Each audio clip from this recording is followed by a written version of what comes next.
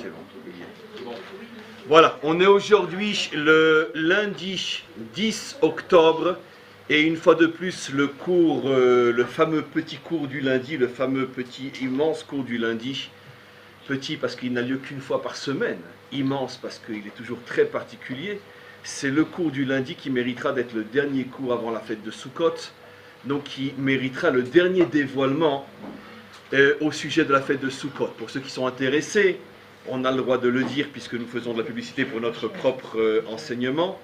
Il y a déjà, s'il vous plaît, il y a déjà 2 cours très très importants qui ont été donnés sur la fête de Sukkot, hier et ce matin, que je vous invite à voir sur notre site. Et encore une fois, ce cours aura le mérite d'être le 3e et le dernier avant la fête de Sukkot, et nous nous retrouverons bien sûr le premier lundi après la fête de Sukkot. En tous les cas, on va essayer de resituer, de continuer pour moi, puisque j'ai déjà commencé à le faire depuis hier, continuer de situer la fête de Sukkot dans une perspective beaucoup plus large.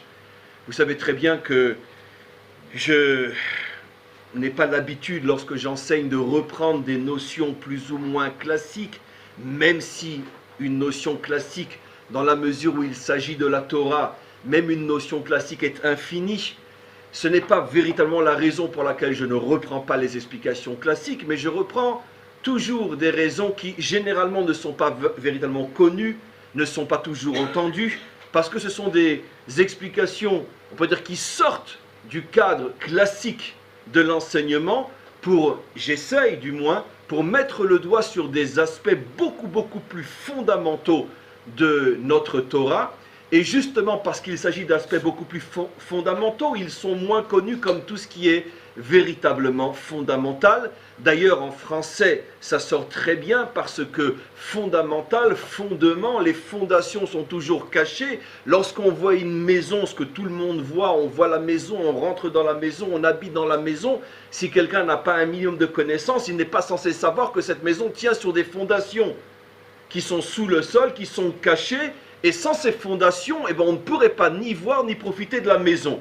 Exactement de la même manière, dans la Torah, il y a la maison de la Torah, c'est-à-dire les enseignements plus ou moins, et il n'y a rien de péjoratif dans ce que je vais dire, plus ou moins classiques et connus qui sont repris par chaque maître avec son propre tempérament, sa propre connaissance et son propre dévoilement. Et il y a ce qu'on appelle les fondations de la Torah. C'est-à-dire ce qui soutient en vérité toute la Torah, et les fondations de la Torah qui sont des enseignements extrêmement cachés, profonds, mystérieux, comme les fondations, c'est ces enseignements qui nous permettent justement de comprendre comment tout l'édifice tient.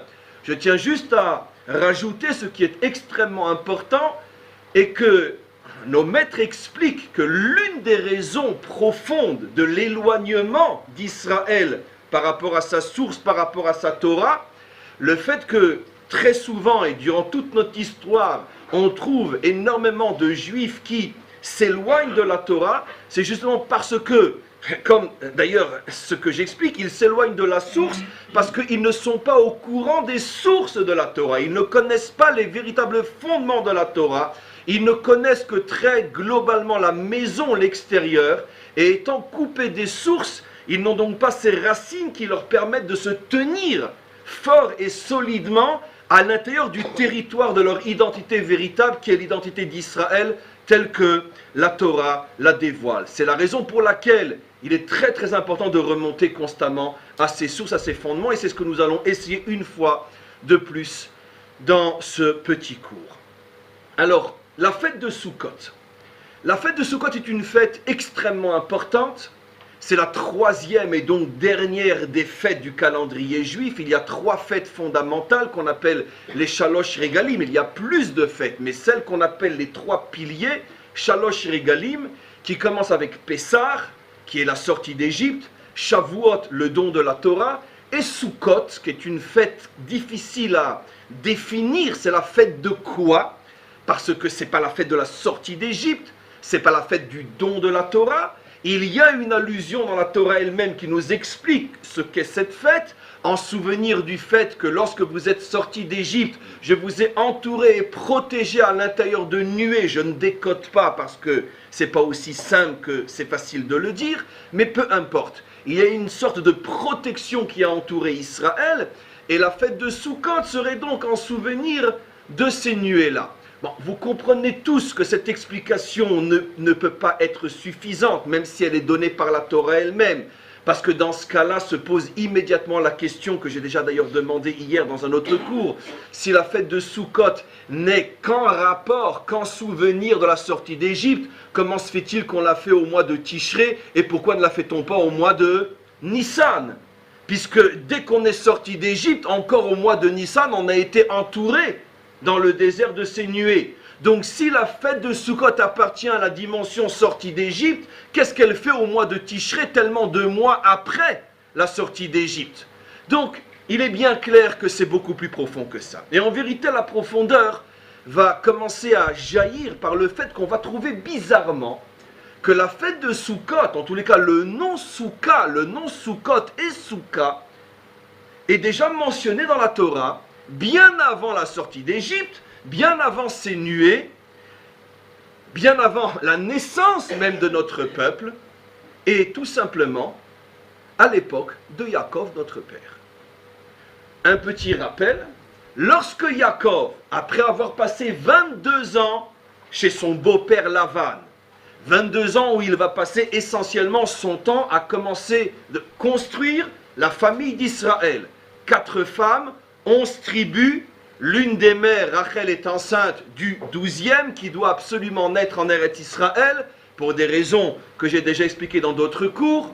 Mais en tous les cas, il a construit ce qu'on appelle Beth Israël, la famille d'Israël, et voilà qu'il décide de revenir en Eretz Israël. Et en chemin, comme on le sait, il va devoir rencontrer et affronter Esav.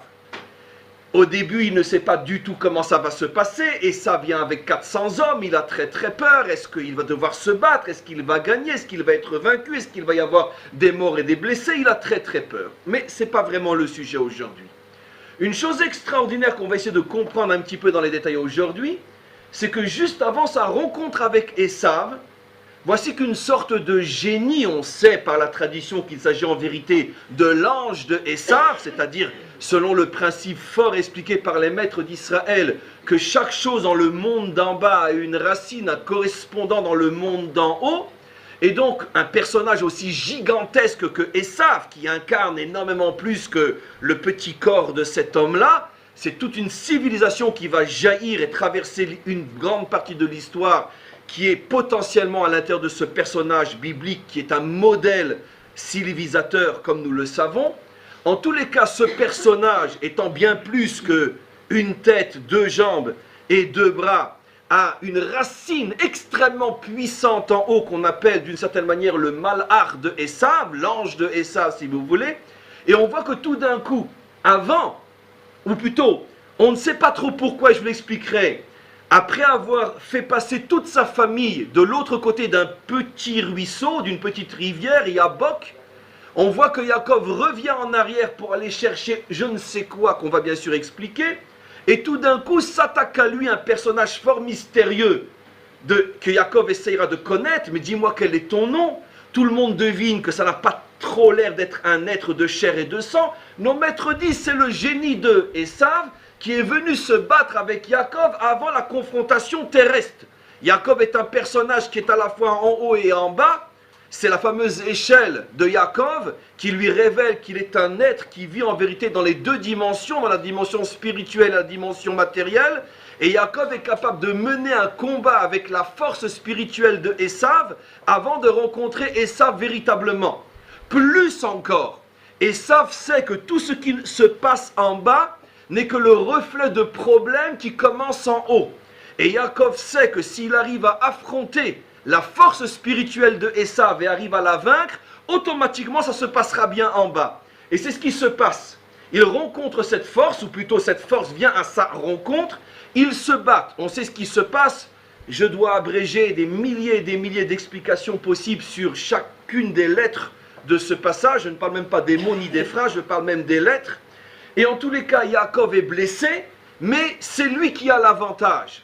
À ce moment-là, il demande à l'ange de lui dire, mais quel est ton nom? L'ange lui dit, je ne peux pas te révéler mon nom, je n'ai pas de nom. entre parenthèses, l'une des raisons pour lesquelles il ne lui révèle pas son nom, nos maîtres expliqueront plus tard, parce que la civilisation qui va sortir de Esav va porter plusieurs noms dans l'histoire.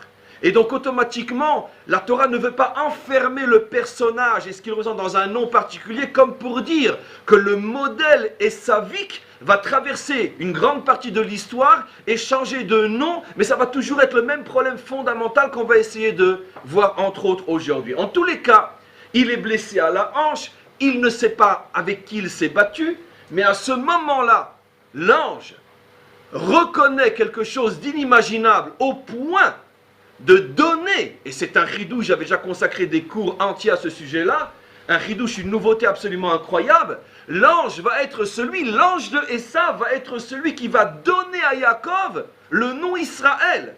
Ton nom ne sera plus Yaakov, mais Israël. Israël qui, comme on le sait, désigne la dimension la plus élevée, morale, spirituelle de Yaakov. Comme si d'une certaine manière Esav, ou plutôt sa dimension spirituelle, reconnaissait véritablement en Yaakov le véritable Israël.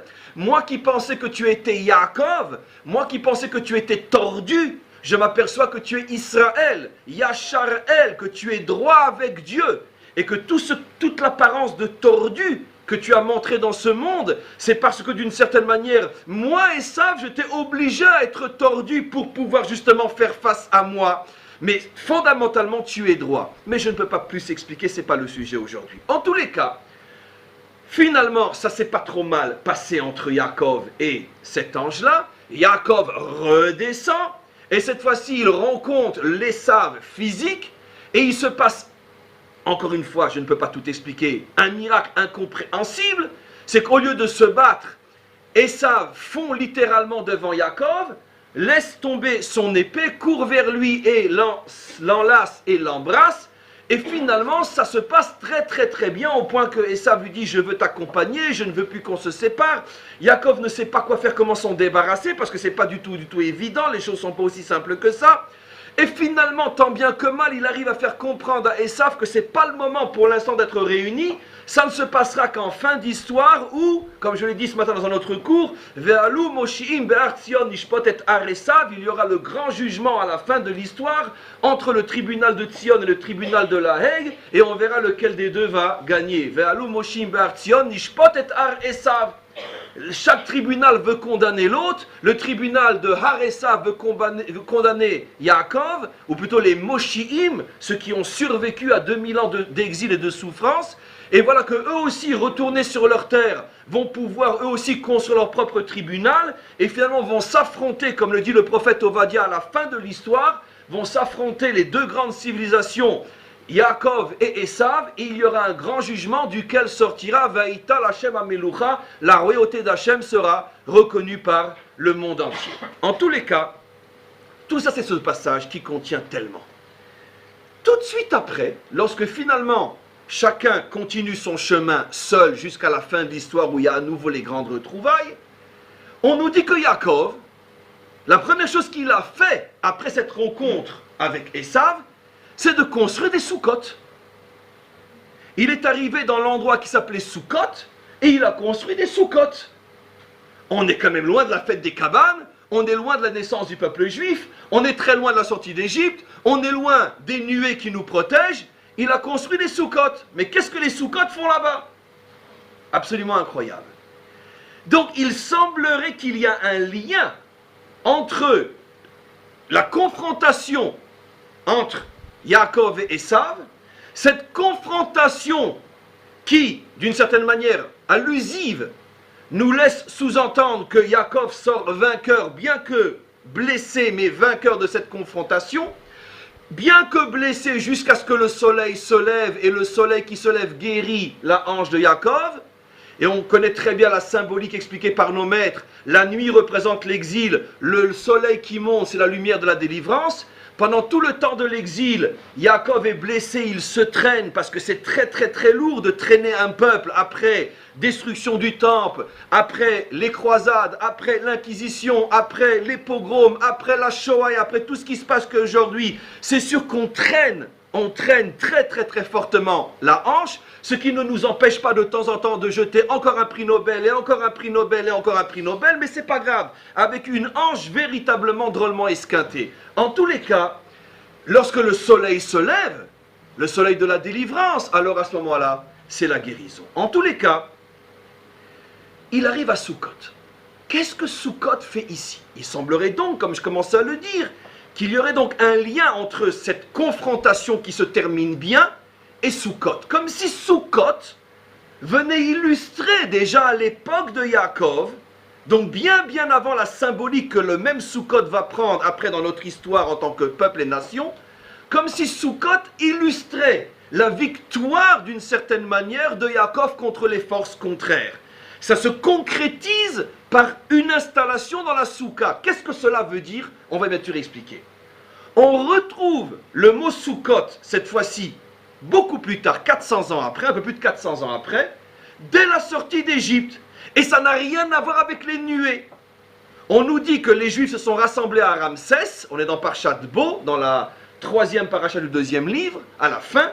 Les Juifs se rassemblent à Ramsès, et la première étape où ils vont, qui est décrite comme une étape et non comme étant le phénomène des nuées que l'on rappelle aujourd'hui avec la cabane, mais qui est une étape en tant que telle, qui va être citée dans différents endroits au même titre que les 42 autres étapes par lesquelles les Juifs sont passés pendant les 40 ans dans le désert. La toute première étape à l'extérieur de l'Égypte s'appelle Sukkot.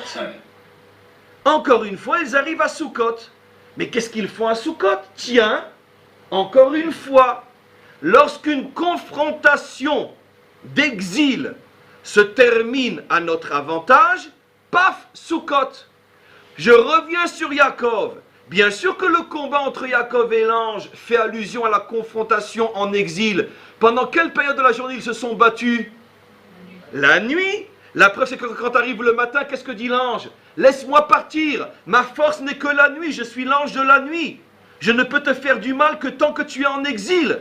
Quand tu vas retourner sur ta terre et que tu vas te reconstruire, je n'ai plus de force sur toi. C'est pour ça que j'essaierai de donner un dernier coup au moment où se lève le matin. Le coup sur la hanche, il le reçoit quand? Au début de la nuit? Au milieu de la nuit? Quand? À la fin de la nuit. Quand il sent que Yaakov va lui échapper. Yaakov regarde sa hanche et il voit il y a un trou qui mesure 6 millions de centimètres. Incroyable, qu'est-ce qu'il est grand ce trou. C'est le dernier grand coup qu'il reçoit Yaakov, au moment où le matin d'Israël commence à se lever. En tous les cas, peu importe. Pendant la nuit, Yaakov, Israël a affaire aux forces de l'exil. Le matin se lève, tout de suite Sukkot. Tiens, on commence à avoir une indication. La fête de Sukkot semblerait donc, d'après les fondements de la fête, je suis loin des explications traditionnelles, bien sûr, je pense que vous l'avez compris, je n'ai pas besoin de le redire. Il semblerait que la fête de Sukkot est donc liée d'une certaine manière à la réalisation, à l'incarnation symbolique de la sortie de l'exil. Soit l'exil représenté par Esav, qui en vérité lui-même représente notre dernier exil, soit au tout début de notre exil. Et vous avez vu qu'on a bouclé la boucle. On trouve 2 fois dans la Torah une allusion à Sukkot, à la sortie d'un exil, soit à la sortie du premier exil, sortie d'Égypte, on arrive à Sukkot, soit le combat entre Yaakov et Esav, qui lui aussi bien sûr fait allusion à la sortie du dernier exil, puisque d'après notre tradition, le dernier exil est l'exil de Édom, l'exil de Esav, et là encore tout de suite, Sukkot. Mais c'est pas fini. Le plus beau reste encore à dire. On retrouve une 3e fois dans le même esprit, dans la même perspective, la fête de Sukkot, au sujet de la grande et fameuse confrontation juste avant la délivrance finale, lorsque Israël sera déjà revenu sur sa terre, et lorsqu'Israël aura recommencé à se reconstruire en tant que nation, lorsque Israël, comme il est appelé dans le livre de Ézéchiel, sera Sarid Mirherev, se rescapé de l'épée, l'épée de Esav, au sujet duquel son père Yitzhak lui a dit Val charbecha tirye, tu vivras sur ton épée. Lorsque ce qui reste des restes de Yaakov reviendra enfin sur sa terre et commencera à se reconstruire, à l'aube de la délivrance, et ce fameux coup de hanche, viendront toutes les nations pour essayer de mettre fin à cet enfant qui est en train de naître. Et donc, à ce moment-là, ce passage qu'on appelle bien sûr la guerre de Gog et Magog, comme vous le savez, est cité dans différents endroits parmi les prophètes.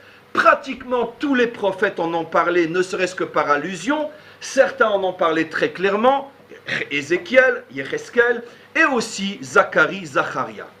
Et ce qui est très intéressant, c'est que dans les lectures que nous allons faire pendant la fête de Sukkot, nous allons lire ce fameux passage de Zacharie, de Zacharia, où il nous dit qu'effectivement, à la fin de l'histoire, viendront toutes les nations pour mettre fin au retour d'Israël sur sa terre. Toute ressemblance avec des événements actuels n'est que fortuite, bien évidemment. Et donc, ce qui est extraordinaire, c'est que juste, mais il me faudrait 10 heures par morceau de cours, donc allons très très vite. C'est à ce moment-là, par exemple, qu'on nous dit que il, on ne sait pas qui c'est il, certains disent c'est Hachem, c'est une métaphore bien sûr, d'autres disent c'est le Mashiach, posera ses pieds sur le côté est de Jérusalem. Extraordinaire. Il posera ses pieds sur le Harazetim, qui est du côté est, Jérusalem-Est. Et à ce moment-là, il y aura un tremblement de terre. Et il y aura un effondrement de tout le côté est de Jérusalem. Toute ressemblance avec des événements peut-être avantageux n'est que fortuite. Mais en tous les cas, c'est absolument incroyable comment les prophètes, dans les moindres détails, nous expliquent qu'il semblerait qu'il se passe quelque chose du côté est, que l'homme ne pourra jamais faire lui-même. Comment le juif du côté ouest peut-il s'attaquer au côté est? C'est absolument impossible. Impossible. Personne, même le Mashiach ne peut pas. C'est impossible. C'est tellement pas juif de s'attaquer à l'autre. Mais qu'est-ce qu'il va falloir? Que le maître du monde lui-même décide de diriger son monde. Et donc, qu'est-ce qu'il va faire le maître du monde? Un tremblement de terre du côté est qui va commencer au Harazitim, la montagne va s'ouvrir. Il semblerait qu'il y ait des jets d'eau qui vont sortir de la montagne, peut-être tremblement de terre, tsunami en même temps, peu importe. Mais en tous les cas, c'est extrêmement étonnant de voir comment le prophète Zacharie nous parle de ce qui se passera du côté est de Jérusalem au moment de la délivrance finale. En tous les cas, je continue. Ce ne sont que des prophéties, c'est important, c'est pas... On va pas prendre ça au sérieux si on se met à prendre sur les prophètes où on va aller. Restons sérieux, les amis. Très bien, on ferme la parenthèse. Et maintenant, voilà que Zacharie rentre dans les détails de ce qui va se passer. Bon, j'aime pas parce que ça fait un petit peu théâtre. Je suis un grand acteur, mais c'est pas grave. Ça fait un petit peu théâtre. Il nous dit que les nations qui sont venues se battre contre Jérusalem vont être frappées d'une drôle de punition.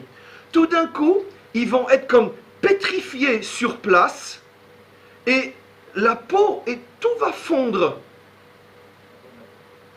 Qu'est-ce qui pourrait, à l'époque de Zacharie, quelle arme on connaît qui fait que des milliers de personnes sont pétrifiées sur place et tout d'un coup ils fondent complètement? Je ne sais pas quel genre d'armes ils avaient à cette époque-là. Bon, vous me direz, c'est un prophète, il a le droit de savoir ce que c'est une explosion nucléaire. Peu importe. Mais peu importe. En tous les cas, on passe dans les détails, peu importe. Mais quoi qu'il en soit, on arrive enfin à la victoire. Israël est sauvé, puisque c'est de ce dernier conflit que Israël sera définitivement sauvé. Et voilà que maintenant, il faut réparer l'humanité. Parce que le but, ce n'est pas de sauver Israël tout seul.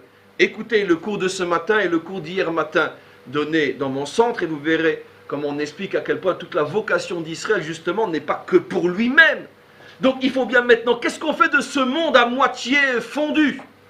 Alors commence la grande reconstruction et dans chaque verset, Zacharie donne des explications. Et on arrive à la reconstruction, ça y est, l'humanité est reconstruite avec cette fois-ci une différence fondamentale entre toujours et maintenant. C'est que toujours l'humanité pensait pouvoir exister sans nous. Et maintenant elle se rend compte qu'elle ne peut pas exister sans nous. Et comme j'ai expliqué ce matin, et je reprends l'image, comme l'image d'un soleil et ses rayonnements, si tu veux le rayonnement, tu ne peux pas attaquer la boule, parce que s'il n'y a pas de boule, il n'y a pas de rayonnement. Et c'est l'erreur fondamentale que font les nations depuis des millénaires. Elles veulent le rayonnement de la Torah sans la matrice de la Torah, sans celui qui est le peuple boule, qui envoie les rayonnements. D'où a-t-on vu des rayons de soleil sans soleil? C'est absolument impossible. Donc les nations vont se rendre compte qu'Imitzion Tetse Torah Udvar Hashem Yerushalayim, que la parole d'Hachem sort de Jérusalem et la parole de Torah sort de Tzion, elles reconnaîtront à Israël le droit d'être le peuple boule, et à ce moment-là, les rayons de cette boule s'épancheront dans le monde entier et toutes les nations se réuniront avec ce soleil et feront partie du soleil, chacun avec son rôle spécifique à l'intérieur de cette lumière extraordinaire. Mais ce qui est extraordinaire, le cours n'est pas fini, attendez, d'abord quand c'est fini, c'est les applaudissements, c'est pas amen. Maintenant, j'ai pas fini. Si vous saviez ce que je fais pour faire un cours pareil, surtout que c'est pas le premier de la journée, si vous saviez, vous êtes des simples consommateurs, mais si vous saviez quelle usine il y a derrière, et combien d'heures de travail, jour et nuit et jour, je continue. Maintenant, je reprends. Et comment qu'on va célébrer, dit le prophète Zacharie, finalement la reconstruction de l'humanité? Et toutes les nations de la terre viendront à Jérusalem pour fêter avec nous la fête de Sukkot. Encore une fois, Sukkot, mais là, plus fort encore que dans les deux premiers endroits. Dans les deux premiers endroits, il y a une vague allusion entre le combat de Yaakov et de l'ange, la nuit, le jour, exil, délivrance. C'est un petit peu plus clair à la sortie d'Égypte, car là c'est vraiment un vrai exil et une vraie délivrance. Mais là c'est clair. Dans les versets de Zacharie qui parlent de la délivrance finale, et c'est dans ces versets qu'il est dit Bayom hahu yeh Hashem echad u'shmo echad ve'eh Hashem lemelech al kol haaretz. C'est dans ces versets qu'il est dit, et ce jour-là, Hachem sera reconnu comme le Dieu unique sur toute la terre, et il sera proclamé roi d'un bout à l'autre de l'univers, Al-Kol Haaretz. C'est dans ces versets qui parlent clairement de la délivrance, qu'on nous dit que la Torah n'a rien prévu de mieux pour fêter la reconstruction, ou plutôt la construction, car elle n'a jamais été construite. La construction de l'humanité se fêtera par le symbole de la fête de Sukkot. Ça veut dire que Sukkot est une fête d'une certaine manière universelle, où il y a une place pour les nations. J'ai expliqué dans un autre cours que c'est la raison pour laquelle c'est la seule fois dans toute l'année où on apportait pour les nations des offrandes au temple. 70 offrandes en relation avec, d'après notre tradition, c'est un chiffre symbolique bien sûr, qui représente ce qu'il représente, les 70 nations. Ce qui veut dire que les nations sont incluses dans cette dimension soukhatique, si vous voulez, parce que justement la fête de Soukha est d'une certaine manière l'expression même de la victoire d'Israël contre l'exil, mais qui dit victoire d'Israël contre l'exil dit récupération et reconstruction de l'humanité tout entière dans cette nouvelle dimension qui s'appelle la délivrance finale et dont le symbole est la fête de Sukkot. Vous voyez, plus d'une demi-heure pour placer la fête de Sukkot dans un contexte complètement nouveau, dans un contexte qui nous fait voir les choses de très haut, dans une perspective qui englobe toute l'histoire de l'humanité jusqu'à la délivrance finale. Après, on pourrait dire cette présentation très haute, on va, comme c'est justement l'habitude des maîtres d'Israël, de montrer que l'infini, c'est-à-dire les grandes choses, n'ont de sens que si elles peuvent s'incarner aussi dans les moindres détails de la vie quotidienne. Parce que sinon, comme on le sait, les meilleures intentions ne finissent que comme pavés de l'enfer. Et donc pour éviter que nos bonnes intentions, nos bonnes compréhensions ne deviennent les pavés de l'enfer, on doit voir comment ces choses finalement descendent dans la réalité concrète, et c'est la deuxième et dernière partie du cours. J'ai évoqué tout à l'heure le fait que Sukkot est la troisième fête. On aurait pu se poser la question, pourquoi 3 fêtes? Nos maîtres ont posé la question et donné la réponse. Parce que chaque fête est en rapport avec l'un des 3 pères d'Israël. Les 3 pères fondateurs, les 3 racines fondatrices qui sont Abraham, Yitzhak et Yaakov. Nos maîtres disent, Pessah a été donné par le mérite d'Abraham, dit d'une manière plus française. Pendant la fête de Pessah brille, on pourrait dire la lumière d'Abraham, c'est-à-dire ce qu'il représente sur le plan moral et spirituel. Pendant la fête de Shavuot, don de la Torah a été donné par le mérite de Yitzhak, ce qui veut dire que la fête de Shavuot dévoile la lumière spirituelle et morale incarnée par Yitzhak. Ce sont bien sûr des cours en soi qu'on ne peut pas traiter aujourd'hui. Mais enfin, la fête de Sukkot nous a été donnée, donc permet de faire briller la lumière de Yaakov dans le monde. Ce qui veut dire, c'est la raison pour laquelle le premier personnage dans la Torah qui nous parle de Sukkot était Yaakov. Avant lui, on ne connaît pas Sukkot, puisque la fête de Sukkot est justement liée au personnage de Yaakov. Et c'est quoi la dimension morale et spirituelle de Yaakov? Le verset le dit, je ne sais plus quel prophète, il me semble que c'est Ésaïe, Titen emet les Yaakov. Tu as donné la vérité à Yaakov. Comme on le sait, Abraham incarne le pilier du chesed, de la bonté, de l'ouverture, de la tolérance, de l'amour. Yitzhak incarne le pilier de la gvoura, de la rigueur, de la justice, du combat contre le mal. Ça veut dire c'est le contraire de l'amour et de la tolérance et de la pitié. Il y a des fois, il faut savoir se battre. Tu ne peux pas tout construire et réparer avec l'amour uniquement. Il y a des fois, il faut être capable de faire face, on pourrait dire avec rigueur, lorsque le mal, lui, ne veut pas le shalom et ne veut pas te laisser de place. Et il y a enfin le pilier du Hémet, le pilier de Yaakov, le pilier de la vérité. Alors bien sûr, ce que je vais dire maintenant sur le mot vérité est vrai aussi sur les deux premiers mots. Qu'est-ce que veut dire Hémet? C'est quoi la vérité? De la même manière que qu'est-ce que veut dire justice et qu'est-ce que veut dire chesed. Mais c'est autant de cours sur chacune des notions qu'on ne peut pas donner aujourd'hui. Essayons de nous attarder un petit peu sur la définition de Hémet. Et faisons ce que l'on doit toujours faire dans la Torah pour pouvoir comprendre une notion dans la Torah. Je ne cesse de le dire et de le dire et de le redire. Et c'est ça la grandeur infinie de la Torah donnée en Lachon HaKodesh, donnée dans la langue sainte. C'est que cette langue est sainte en ce sens que les mots mêmes, les lettres mêmes contiennent le secret de la notion qu'elles expriment. Regarde le mot et tu comprendras ce à quoi le mot fait allusion. En français, lorsque j'ai dit le mot vérité, il n'y a rien dans les lettres V-E-R-I-T-E qui m'indique ce qu'est la vérité. Parce que si on avait appelé la vérité autrement, true, en anglais c'est le même mot, mais ça s'écrit différemment. Donc c'est clair que ce ne sont pas des langages qui sont porteurs du sens qu'ils véhiculent. Le sens est à l'extérieur du mot, comme s'il y avait une déconnexion entre l'esprit et la lettre. Tandis que dans la Torah, il y a ce génie inimaginable que l'esprit est dans la lettre, l'âme est dans le corps, le divin se trouve dans les mots eux-mêmes. Regarde le mot et tu comprendras ce qu'il veut dire. Dans le mot Hémet, il y a 3 lettres. Et comme par hasard, la première lettre de la Torah Aleph, la dernière lettre de la Torah Tav et la lettre du milieu même. On a déjà tout compris. C'est quoi le Hémet? À un premier niveau, c'est la capacité de trouver le point d'équilibre, qui est en même temps le point de rencontre, le point d'union, de réunion entre les extrêmes. Première lettre de la Torah, dernière lettre de la Torah et la lettre du milieu. Et Met. Aleph, première lettre, même lettre du milieu de l'alphabet, Ta de l'alphabet, pardon, pas de la Torah, excusez-moi, de l'alphabet, et Tav, dernière lettre. On commence à avoir une indication. Qu'est-ce que la vérité? Ce n'est pas dire la vérité, mais c'est vivre la vérité. Qu'est-ce que signifie vivre la vérité?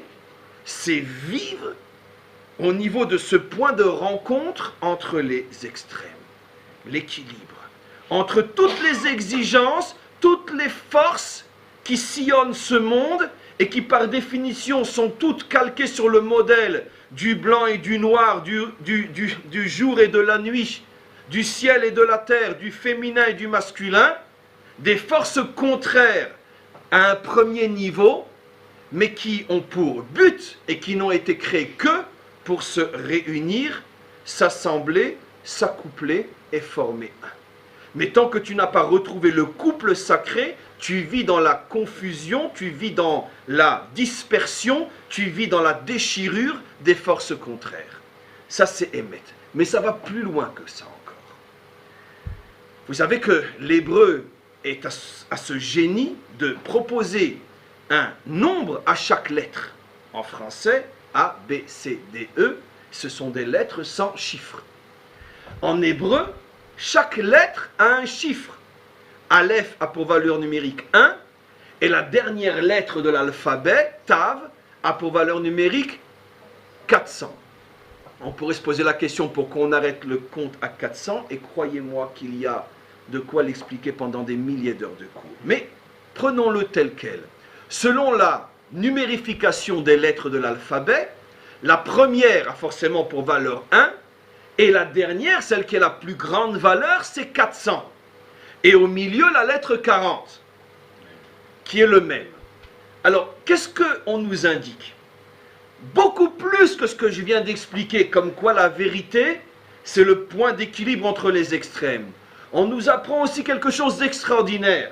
Le monde a été créé de telle manière que les extrêmes sont, comme son nom l'indique, à l'opposé, mais dans le sens de 1, 400, 401, comme je vais expliquer. Ça veut dire que si tu ne trouves pas l'équilibre, alors tu vas constamment passer d'une chose à son extrême contraire. J'explique. Le chiffre 1 est le plus petit chiffre de l'alphabet, le chiffre 400 est le plus grand chiffre de l'alphabet, puisqu'il désigne la dernière lettre de l'alphabet. C'est où tu es dans le plus petit nombre, ou tu es dans le plus grand nombre. Tu es toujours dans une extrême. D'autant plus qu'il y a une autre notion extraordinaire dans la Torah aussi, c'est que les lettres sont interchangeables par rapport à leurs extrêmes. Le Aleph peut être remplacé par un Tav, le Bet, c'est-à-dire que l'alphabet se rencontre comme ça. On va faire un essai sur 3 lettres. Quelles sont les 3 premières lettres? Aleph, Bet, Gimel. 1, 2, 3. Quelles sont les 3 dernières lettres en sens décroissant? Tav, Shin, Resh. Il y a une analogie entre les lettres, disent nos maîtres.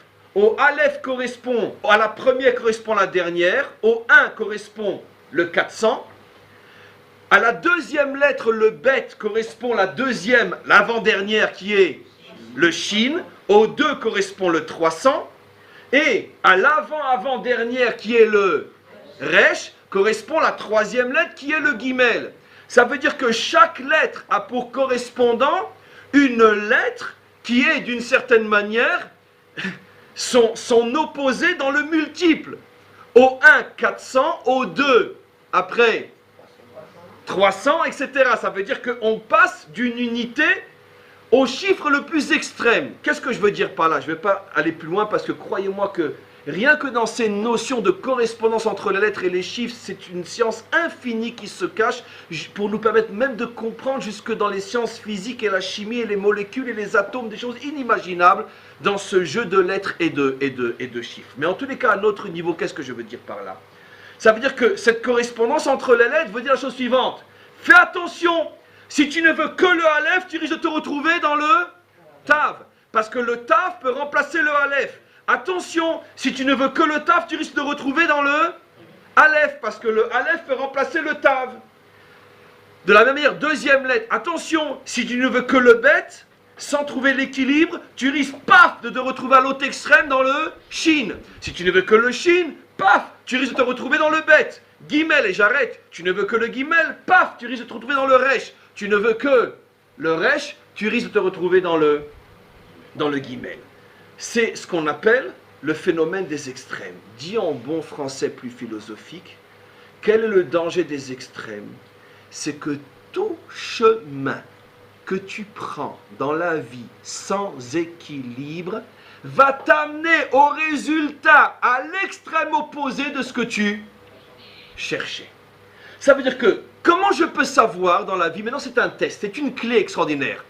On fait tous des erreurs dans la vie, on a tous pris des chemins qu'on a regrettés, on a tous eu des projets qui sont avérés un désastre, on a tous eu des croyances, des rêves, des idéaux, tout ce que vous voulez. Mais au départ, on ne sait jamais vraiment si le projet, l'idéal, ce que l'on veut est équilibré, équilibrant, ou bien je suis déjà dans une extrême. Comment je vais savoir? Une clé en or, infaillible. Si tu arrives dans le résultat, l'extrême opposé de ce que tu pensais atteindre, tu peux être sûr que dès le départ, tu es rentré dans un chemin extrême. C'est selon ce principe que le maître du monde a créé le monde. Et c'est ça le mensonge. La définition de la vérité d'après notre Torah, c'est que tu es dans le chemin du juste milieu et tu n'arriveras jamais à l'extrême contraire de ce que tu voulais. Si tu commences avec le sens de l'équilibre, tu resteras sur le chemin de l'équilibre et tu ne seras jamais explosé, déçu, trahi par les extrêmes qui t'explosent à la figure. En disant, je voulais aller à droite, je me retrouve à gauche. Je pensais que c'était elle, c'est une autre. Je pensais que c'était lui, c'est un autre. Je pensais que c'était ça et c'est autre chose. Toutes ces trahisons et ces déceptions d'existence proviennent du fait que dès le départ, tu as pris un chemin qui n'était pas le chemin du milieu, qui n'était pas un chemin équilibré, équilibrant. En français, tu as pris le chemin du mensonge. Et comment je peux savoir que je suis dans le chemin du mensonge si le résultat obtenu est à l'inverse de ce que je voulais? Donc on a commencé à définir ce qu'est la vérité, on a commencé à définir ce qu'est le mensonge. Revenons maintenant à la fête de Sukkot, et là il va falloir vraiment un miracle parce qu'en un quart d'heure je ne sais pas comment je vais faire. Regardez, en quoi la fête de Sukkot, je reviens à mes deux questions fondamentales, est celle qui symbolise la délivrance, et en quoi est-elle liée à la vérité telle que je l'ai expliquée? Ce qui voudrait dire, si je mélange les deux, qu'est-ce qu'est la vérité? Ou plutôt, qu'est-ce que la délivrance? C'est la même chose. Qu'est-ce que la fête de Sukkot? C'est la même chose. C'est enfin le dévoilement sur terre du juste équilibre entre les extrêmes. Et comment le voit-on dans la fête de Sukkot elle-même? Là, on redescend dans le monde de l'action du concret d'une manière prodigieuse et extraordinaire. Allons vite, allons à l'essentiel. Vous savez tous que la fête de Sukkot nous oblige à sortir de notre maison bien solide, la maison qui est le symbole d'une certaine manière de ce que je suis, parce que l'un est dans un HLM, l'autre est dans une caravane, l'autre est dans un petit appartement, l'autre est dans une très belle maison, l'autre est dans le château. Ça veut dire que finalement la maison c'est la carte d'identité, grosso modo de ce que tu es dans ce monde matériel, plus que n'importe quelle autre chose. Parce qu'avec une voiture, on peut rouler les autres, mais pas avec une maison. On sait souvent, on peut s'acheter une belle voiture quand on n'a pas forcément les moyens, mais la maison, c'est clair, c'est l'identité d'une personne. On te demande de laisser ta maison, ce qui veut dire donc de prendre du recul par rapport à ta dimension réelle dans ce monde, et de te mettre dans un endroit où tu deviens comme tout le monde. Parce que dans la cabane, il n'y a plus de différence entre le riche et le pauvre. Tout le monde a la même cabane. Je dis souvent, et c'est presque pas une blague, avec une petite différence dans l'autre sens, on s'aperçoit très souvent que les petits gens font très souvent une cabane beaucoup plus belle que ceux qui ont de gros moyens. C'est pas forcément vrai, mais on le voit souvent. Peu importe. Mais quoi qu'il en soit, l'idée est que la cabane, c'est l'unification de tous pour être dans la même chose. Première notion. Deuxième notion, la cabane doit être faite pour ne durer que 7 jours. Ça veut dire que c'est du provisoire. On doit faire très attention de ne pas la construire en solide. Le feuillage est posé, on ne peut même pas l'attacher, encore moins le clouer, ce qui est interdit. Tout doit évoquer, on pourrait dire, l'éphémère, le léger, le simple, la simplicité, la légèreté, l'éphémère. Il est clair, si je m'arrêtais à ce niveau-là, que quelle serait l'intention? Finalement, ce n'est pas faux de le dire, d'apprendre à un homme l'éphémère de cette vie terrestre. Tu n'es que de passage, ça passe très vite, ne perds pas ton temps à t'accrocher à, parce que tout ça, finalement, tu ne l'emporteras pas avec toi. C'est clair, ce n'est pas faux, mais attention à ce que je vous réserve. Il est clair donc que le fait que la soukha doit être faite de la manière la plus simple possible, la plus éphémère possible et la plus légère possible, pas des grosses pierres et des grosses planches, etc. Tout ça pour indiquer à l'homme, arrête de prendre ce monde au sérieux. Le temps que tu essayes de le garder dans les mains, il t'a déjà échappé. Qu'est-ce qui reste? Rien. Mais d'un autre côté, je vous pose une question, mes amis. On est tous déjà partis en camping quand on était jeunes avec notre sac à dos. D'accord? Hein? Oui ou non? Bien sûr.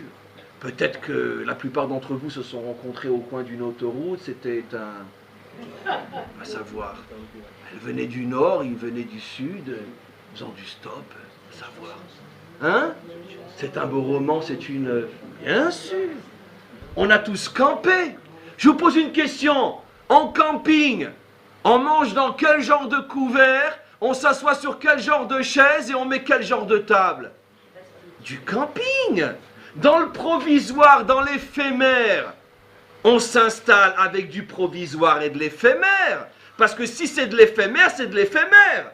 Leur rencontre au coin d'une autoroute, elle n'a duré que le temps de la chanson. Très bien. Et nous, qu'est-ce qu'on nous demande? Paradoxe du paradoxe.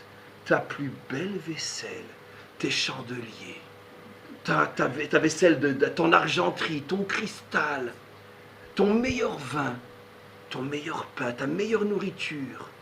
Tout ce que tu peux embellir l'intérieur pour montrer que vraiment tu es comme dans un château, il faut le rentrer. Je ne comprends pas. On fait du camping ou on fait de l'aristocratie? Qu'est-ce qu'on fait? Regardez cette merveille. Oh, qu'est-ce qu'elle est belle, la Torah. Il y a un génie inimaginable. La Torah est le génie du paradoxe. Une chose et son contraire. Une vérité et son opposé. Parce que où se trouve la vérité? À l'intersection entre la chose et son contraire. D'un côté, on nous dit, et c'est vrai, d'accord? Discours très moralisant. Oh, la vie n'est qu'un passage. Arrêtez de perdre votre temps à ramasser. Vous garderez rien et vous emporterez rien avec vous. C'est vrai. Mais d'un autre côté, on nous dit, tout ce que tu as de plus beau, tu le rentres dans la souka. Tu le sors de la maison, tu le rentres dans la souka. Donc, et pour que j'ai du beau, il faut donc que j'ai du beau. Pour avoir du beau, ben, il faut faire ce qu'il faut pour avoir du beau. Parce que le beau, ben, ça demande de faire ce qu'il faut faire pour avoir du beau. Donc, encore une fois, l'investissement est prendre ce monde au sérieux. Parce que l'argenterie, je l'amène comment? Ou je la vole aux voisins, ou je travaille pour. Donc, c'est sérieux ou c'est pas sérieux, le monde? C'est les deux en même temps. C'est les deux en même temps. L'infini dans le fini. Le sérieux dans l'éphémère. C'est le plus dur. Comment prendre au sérieux ce monde et y vivre comme si on allait toujours y rester avec tout le sérieux et en même temps savoir que c'est éphémère. Parce que c'est très difficile.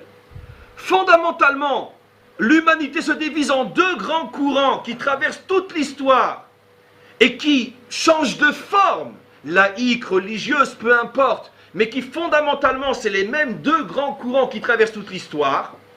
Les civilisations de l'éphémère, qui jusqu'à aujourd'hui encore sont sur une montagne au Tibet et attendent que l'éphémère devienne l'éternité, manière de parler. Et les civilisations du sérieux, c'est sérieux, et qui prennent ce monde au sérieux, et qui se prennent au sérieux, et qui veulent faire de ce monde une éternité.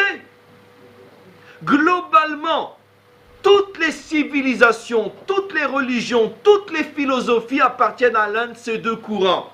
Soit je prends ce monde au sérieux, et j'y vis, et j'y crois, et je m'y investis, parce que je dis qu'il est sérieux, au point qu'on arrivera avec les siècles et les millénaires à une philosophie, une idéologie du type « il n'y a rien d'autre que ce monde », la laïcité à l'état pur, donc c'est la seule chose de sérieux, ou bien l'autre extrême, les civilisations extrêmes orientales et beaucoup d'autres religions aussi, qui ont une vision tellement négative, éphémère de ce monde. Mon royaume n'est pas de ce monde, c'est pas là que c'est important, rends à César ce qui est à César. Qu'est-ce que ça peut faire? Qui aura? Laisse-le, c'est pas grave.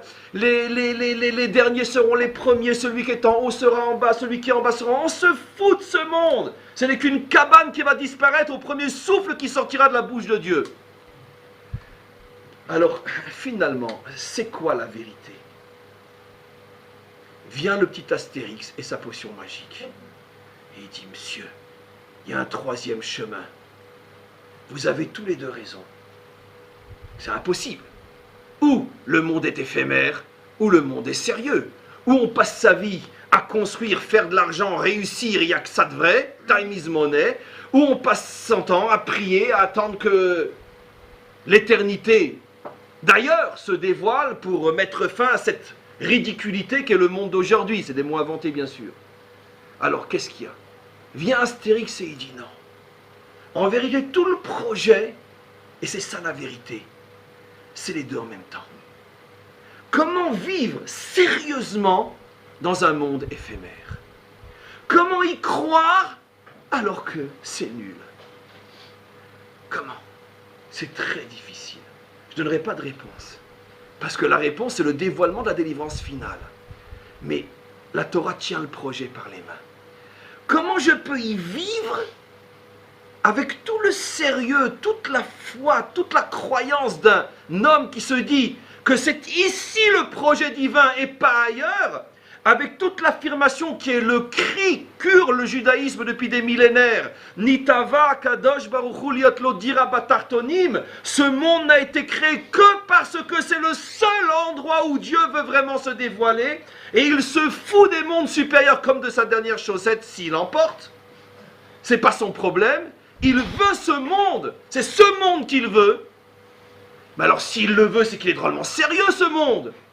Mais d'un autre côté, attention, dès que tu te prends trop au sérieux et que tu le prends trop au sérieux, hop, il t'échappe. Il n'est pas à toi. L'équilibre. Finalement, qu'est-ce que c'est un juif? Un funambule. Attention, un funambule. Attention. Funambule. Quelqu'un qui marche sur une corde au-dessus d'un précipice. Voilà, c'est ça. C'est pour ça qu'on n'arrête pas de se casser la figure. C'est très difficile, bien sûr. Parce que finalement, le choix de vivre sur une montagne ou le choix de vivre dans la cité, ces deux choix ont en commun qu'ils sont sur du solide. Mais sur un fil, c'est très difficile d'avancer. D'où toutes les chutes, 2 destructions de temples, 4 exils et tout ce qu'on a pris dans l'histoire. Parce que on veut marcher sur le fil.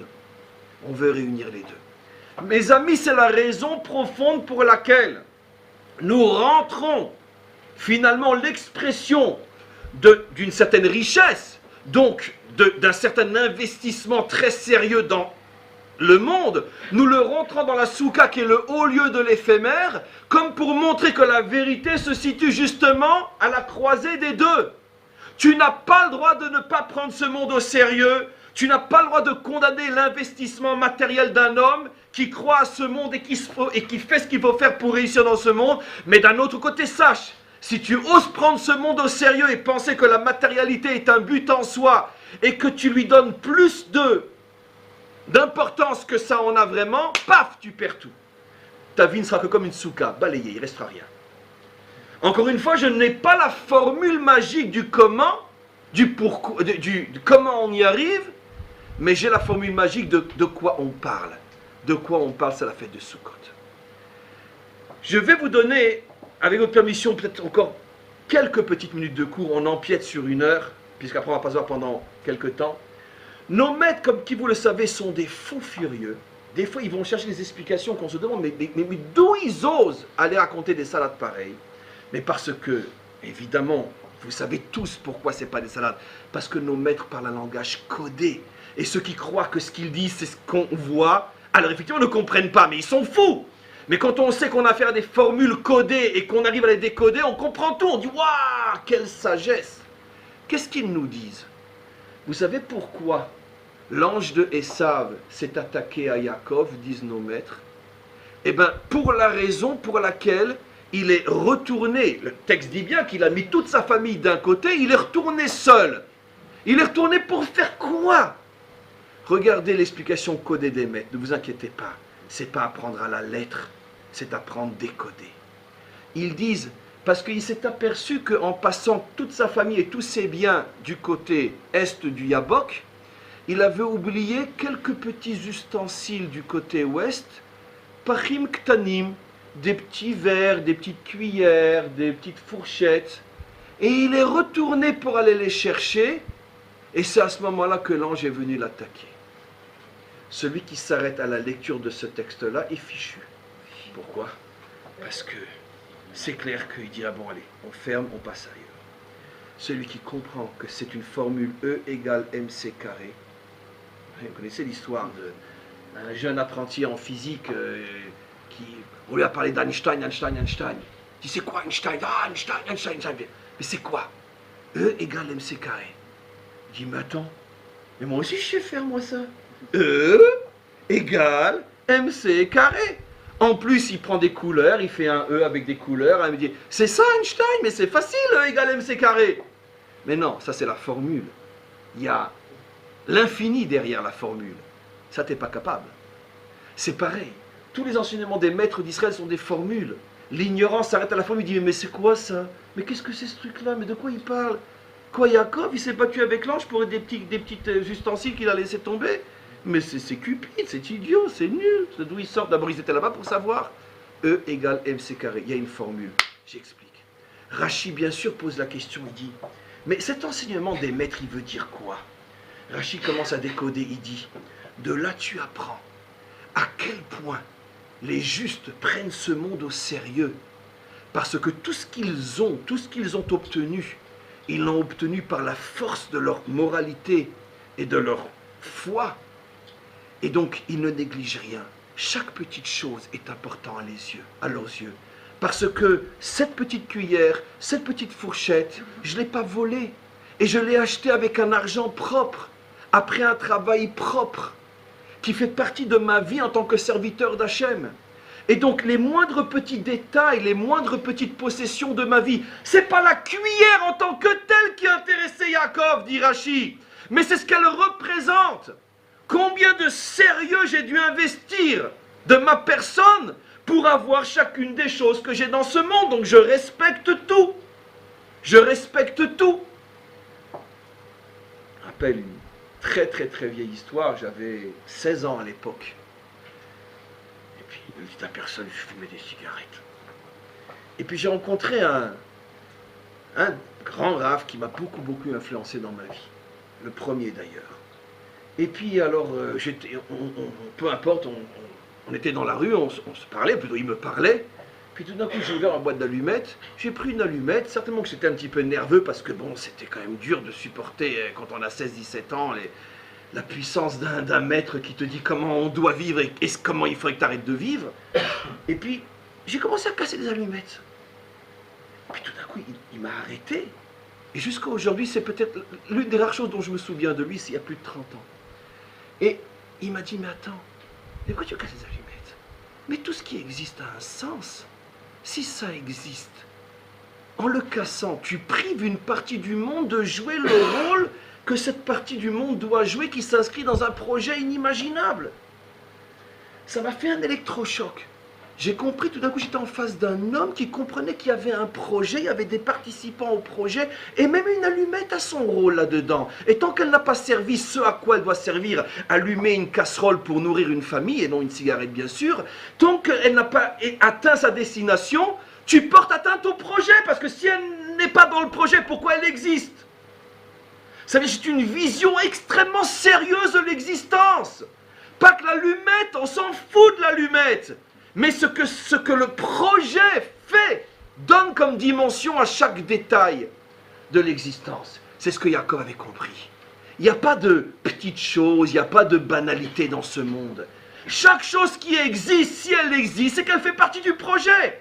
Et en plus, si ces fourchettes-là sont venues dans ma maison, et je suis loin d'être un homme quelconque, je suis loin d'être un monsieur comme les autres, je suis Yaakov, le père fondateur d'Israël, si la providence a fait que ces cuillères se retrouvent chez moi et pas chez l'autre, c'est que chez moi, elles ont un rôle fondamental. Pourquoi? Parce qu'elles vont servir à mettre dans ma bouche un morceau de pain ou un morceau de viande qui va me donner des forces de vie avec lesquelles je vais servir Dieu et construire le monde.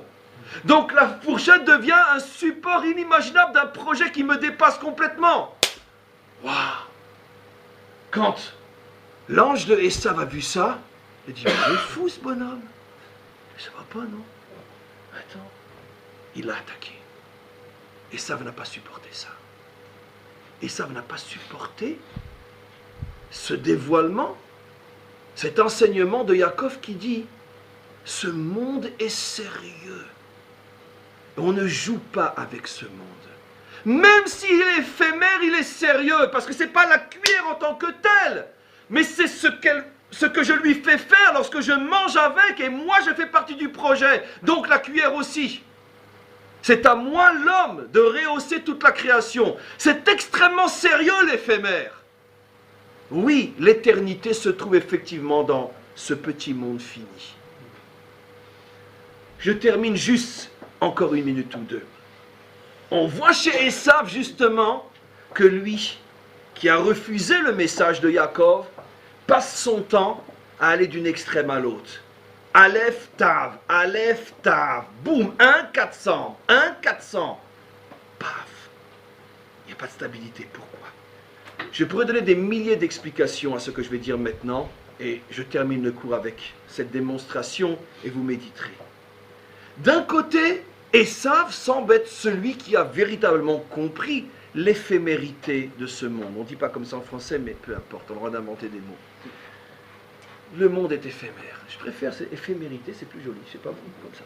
Peut-être qu'un jour ils le mettront dans le... Vous savez qu'à chaque fois que les Français inventent de nouveaux mots, finalement les académiciens disent que ça fait partie du... C'est comme ça, c'est le monde à l'envers. C'est la rue qui dit aux académiciens ce qui est français. C'est comme ça aujourd'hui, puisque les têtes ont démissionné. Donc c'est la queue qui dicte aux têtes ce qu'il faut faire. Tiens, ça ressemble à un serpent, ça d'ailleurs. En tous les cas, peu importe. Donc qu'est-ce qu'on a dit? Éphémérité. Très bien. Un jour, vous verrez, ça sera reconnu par l'Académie française. Donc, éphémérité. D'où on voit que Esav semble être l'homme de... je m'en fous. Qu'est-ce que nous dit la Torah? Anochi olech lamoud velama li bechora vayevez Esav et abchora. Mais on va tous crever. Qu'est-ce que j'ai besoin de ton droit d'aînesse? Je m'en fous de ton droit d'aînesse. J'ai traduit en français, vraiment, sans exagérer. Anochi olech lamoud, on va tous crever. Mais qu'est-ce que tu prends ce monde au sérieux? Yaakov, viens t'amuser, arrête avec tes livres, arrête avec tes prières. Mais à qui tu pries? T'aimes pas sûr qu'il y a quelqu'un derrière. Arrête tes histoires. Allez, viens, on part à la chasse. Allez, viens. Arrête. Non, le monde est très très sérieux. À Bechora, le droit d'aînesse, on a des devoirs, des responsabilités, des obligations, il y a un projet. Mais arrête, enfin dis-moi, le chien comme toi, vous allez tous crever les deux dans un trou, c'est fini, on recoue, c'est fini. Au suivant. Vayevez Esav et Bechora. Il a dit, mais c'est ridicule ton truc, arrête. C'est éphémère tout ça. Ah tiens, tu le prends pas au sérieux ce monde, toi, Esav, hein? Ben pourquoi t'en as fait une maladie quand c'est ton frère qui a reçu les bénédictions terrestres et pas toi? Tiens. Oh, il a poussé un cri. Ah, il est devenu fou. Papa, je t'en supplie, donne-moi une bénédiction. Il t'en reste pas une. Ouvre les tiroirs, ouvre les livres. J'ai pas possible, papa.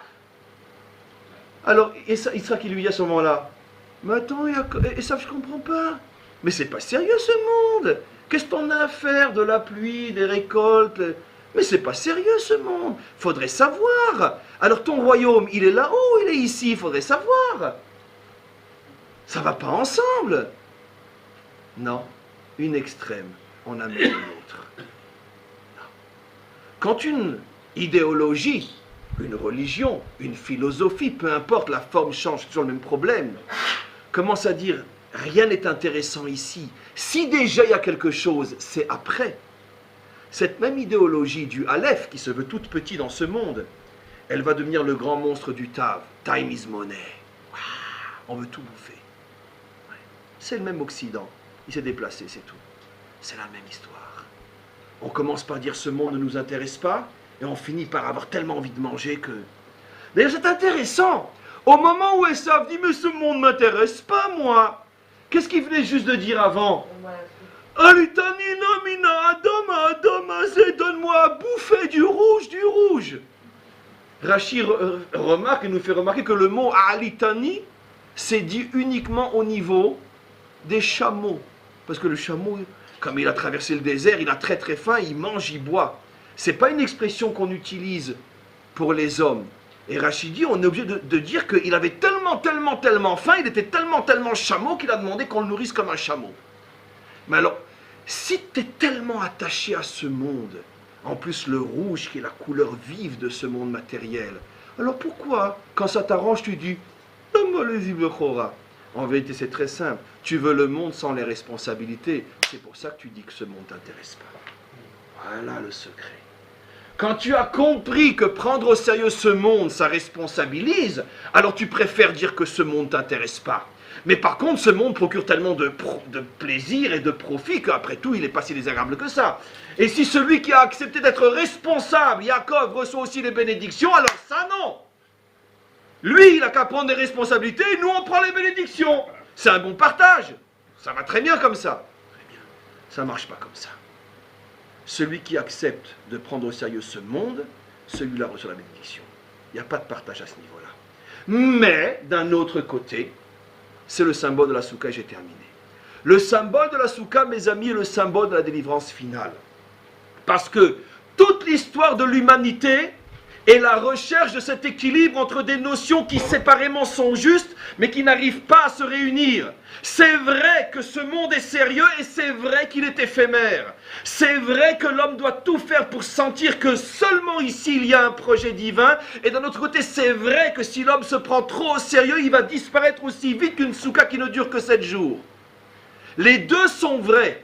Et le secret de la réunion de ces deux vérités en même temps, c'est le secret de la Torah, c'est le secret de la délivrance finale qu'on ait le mérite, Bezrat Hashem, cette fête de Sukkot, de voir enfin la lumière de la délivrance se dévoiler à Jérusalem et se répandre dans le monde entier. Amen, Vechen, Yeh Ratzon.